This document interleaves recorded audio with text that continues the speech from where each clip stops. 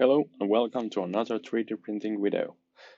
This video's topic is 3D printing technologies and powder bed fusion in that, and more precisely SLS technology.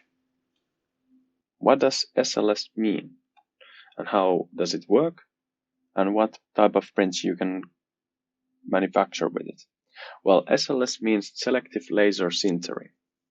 It's based on the principle that there's a laser, high-powered laser, that melts plastic powder. You can see in the image that this is a raw concept of an SLS printer. So there's the laser head, which shoots the laser beam into the powder and melts that powder, creating the figure. And on the left hand side, you can see a roller, which rolls and pushes a new layer of this plastic powder on top of the build chamber where the laser just melted the earlier layer. So with this technology, laser moves in X and Y direction, or it's moved by help of mirrors. There's different ways of handling on how to move the laser dot. And the build platform itself moves up and down. Obviously, it moves down after each layer has been printed. And then the roller sweeps on with the new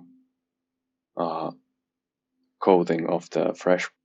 Well, this is how an SLS build chamber looks like after it's finished printing, for example.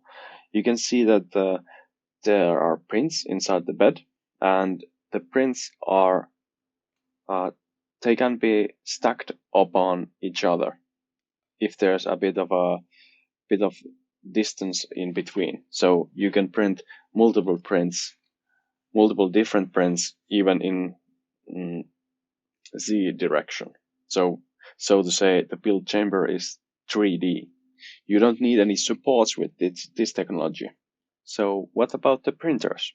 There's the industrial printers, and then there's the consumer printers. The industrial printers, for example, for few examples here, there's the EOS Formiga Velocis P110, which costs over 250k euros. And then there's the 3D Systems Prox SLS 6100. And both of them are really good industrial machines that you come up with great quality nylon parts with. So those are the industrial versions of the printers. And then there's the so-called consumer printers. Because of the price, they aren't that suitable for everyday people. On the left, there's Sinterit Lisa Pro, which costs around 14,000 euros, and the build volume is a-okay for an SLS machine of this price. And then there's the Sintratec kit, which is build-yourself kit that arrives in multiple boxes of pieces, and then you assemble it yourself. That costs around 5,000 euros. So what are the pros and the cons on this technology? Well, the pros is that you don't need any supports because the material itself is the support, and orientation doesn't matter, can fit more prints on this type of printing technology because it's so-called 3D, and material recycling ability. All the powder that is left over for each print, you can recycle that. You can just suck it off with a vacuum cleaner and then reuse it. You can reuse around 70 to 80% of the powder. And prints are straight to use, so you just have to clean them out of the excess powder and you can start using the product. And they're very durable and accurate prints because they are made out of nylon, so they are very durable and rigid. What about the cons? After each material change, so if you change a material, you have to do a full clean. You have to clean each and every corner of the machine very, very precisely. And you will also have to clean the printer after each print because there will be excess powder in places where it shouldn't be.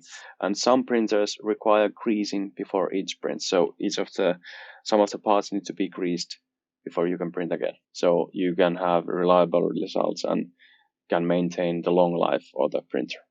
And some materials or some printers have to get rid of oxygen in the build chamber. So you will need either argon or nitrogen for that. And materials are mostly or 99% nylon based at the moment.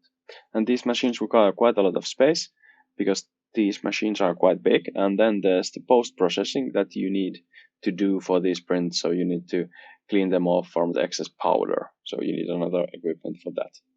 And these are so-called messy because they have the small dust, the small powder dust that can get everywhere. So you need to be very careful with this technology. So this was a quick glance on the SLS technology. We'll see you on the next video.